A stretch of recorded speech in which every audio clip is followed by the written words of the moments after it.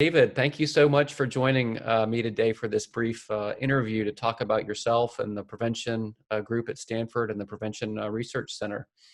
Um, Please tell me a little bit about what brought you to Stanford. I don't know how relevant this might be for people listening, but I was at Stanford as an undergraduate, Mhm. and I did my Robert Wood Johnson Clinical Scholars Fellowship here and my cardiology fellowship training here. So I am really bonded to the institution. I love Stanford. But aside from that sort of emotional and social connection, I mean, what's there not to love about Stanford? It's got um, great resources in terms of science, having access to colleagues not only in the division of cardiology, but other divisions in the Department of Medicine, other departments, and other schools on the campus. We're all right here on the same spot. It's just a fabulous place to practice, take care of uh, of patients. So we're gonna have to cut this part out because I said practice to uh, teach and to do research. You're a leader in clinical trials. Can you tell us a little bit about your ongoing research efforts right now, especially things that are relevant to opportunities that fellows might have to participate in the future? Sure, happy to. But I'll start by saying that when I was a fellow, I had the good fortune of participating in a clinical trial that had just been funded, an NIH trial that had just been funded at Stanford. It was an angiographic trial that looked at the effect of multiple risk factor intervention on progression of disease. And that trial got me excited about doing clinical research, specifically about doing randomized controlled trials, and specifically in the area of secondary prevention. And that, in a very concrete way, led to my helping to design a trial called Courage, Mhm. where we compared uh, multiple risk factor intervention plus PCI with optimal medical therapy alone and showed no difference in patients who had already had an angiogram and had at least one significant stenosis.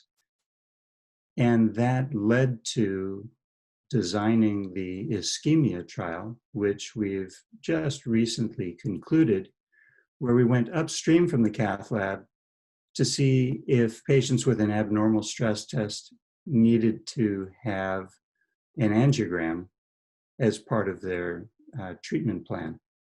And we found that among people with at least moderate ischemia on a stress test of any type, that overall there was not a statistically significant difference in major cardiovascular outcomes between the group that was sent to the cath lab for revascularization and got optimal medical therapy, the so-called invasive strategy, or a conservative strategy where we just managed them medically and only sent them to the cath lab if they failed medical therapy.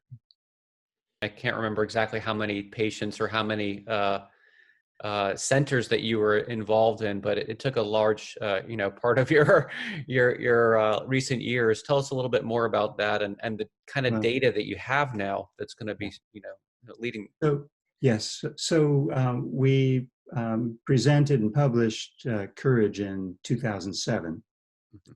and that was when we asked, okay, what's the next big question? And so we started planning in 2007, getting together a group of investigators and settling on a design. We were ultimately funded, I believe, in 2010 Mhm. and enrolled our first patient in 2011 Mhm. and published our results in 2020. Right. So it's a it's a long-term process. And we have an incredible database. Mhm. We have 2 years to do our secondary publications before we share data publicly. Mhm. And we have so we randomized 5,179 patients at 320 sites in 37 countries. So there are a lot of investigators who deserve an opportunity for authorship. But once our first tranche of papers is published, then we will have data available at Stanford for fellows and faculty to dive into to analyze for further investigation and publication. The point is that we will have a very rich database Right. for fellows in the future.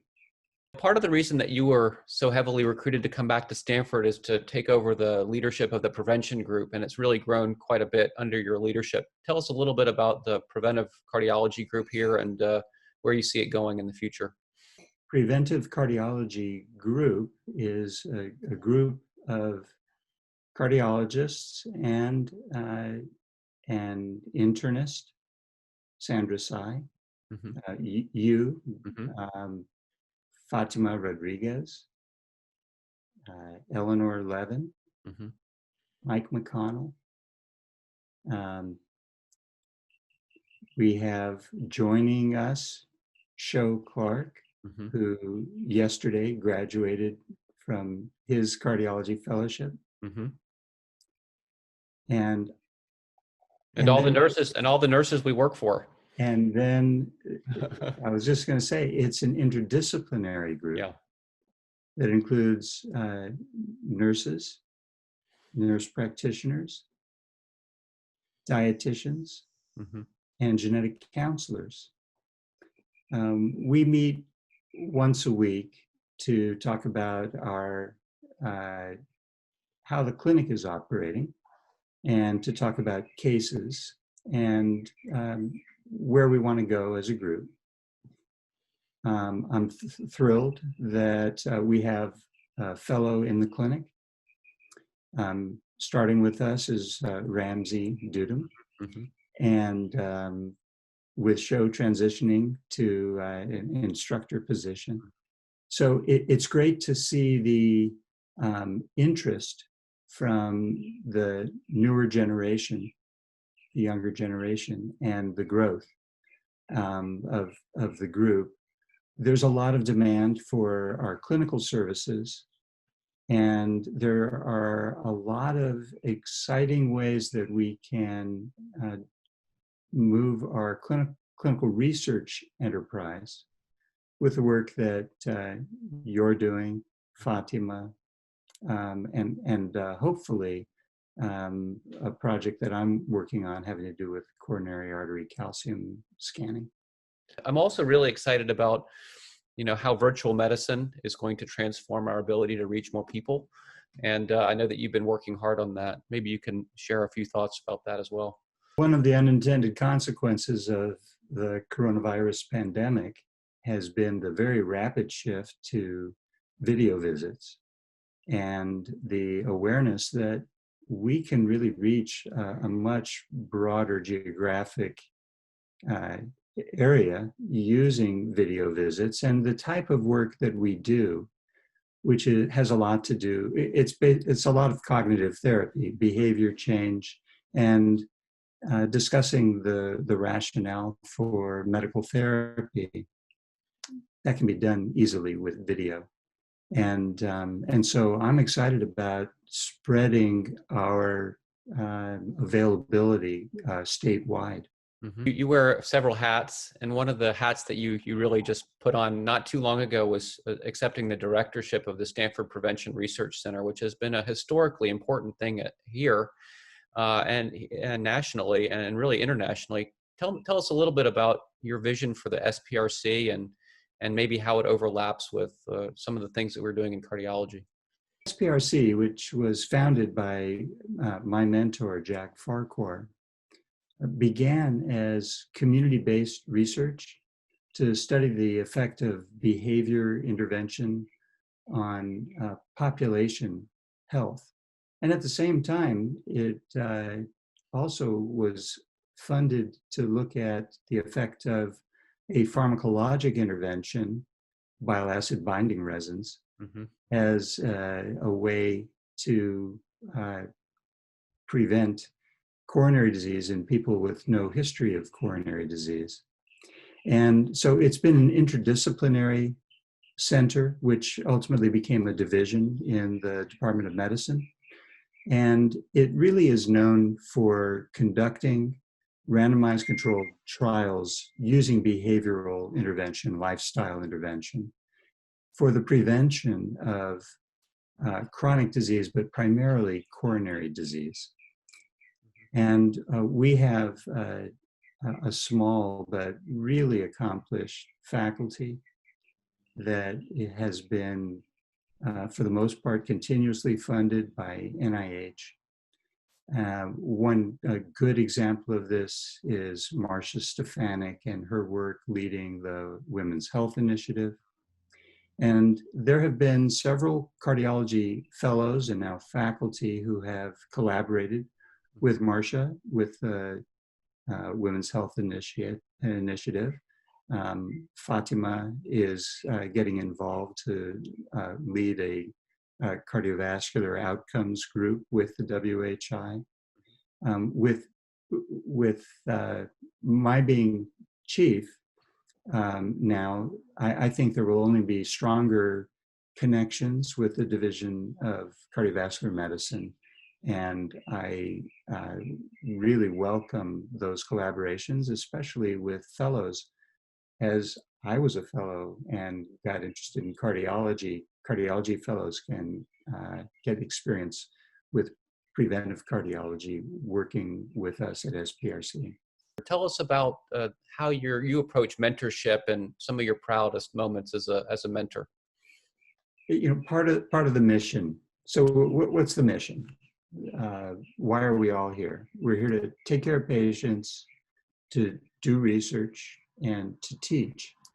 And fundamental to that is teaching the next generation of clinicians and physician scientists. So it's a really important part of what I consider to be my job, and something I love to do. That said, I generally wait till people knock on my door. I don't push myself on anyone, but I'm happy that I've had some knocks on the door and have had the opportunity to have fellows in my clinic. Alex Sandhu was the first fellow that I had, and although he left preventive cardiology to go into heart failure, he has been a part of developing a clinical trial that I'm working on. He's done a phenomenal job helping to design the trial and get our pilot project going to get preliminary data. Fatima Rodriguez, another mentee who has joined us in the preventive cardiology clinic, and who is, she's just a superstar in terms of the work that she has done in collaboration with Paul Heidenreich and you and me. And her career is taking off, and it's just so gratifying to see this. And then Sho Clark, he succeeded Alex Sandhu in the clinic, and Sho is, man, he is just fantastic with patients, really a master in the practice of preventive cardiology. And I'm so glad that he's joining us at the instructor level to continue his clinical work and to launch his research career. So I see it as a very important part of what I do, and I love it. The preceding program is copyrighted by the Board of Trustees of the Leland Stanford Junior University. Please visit us at med.stanford.edu.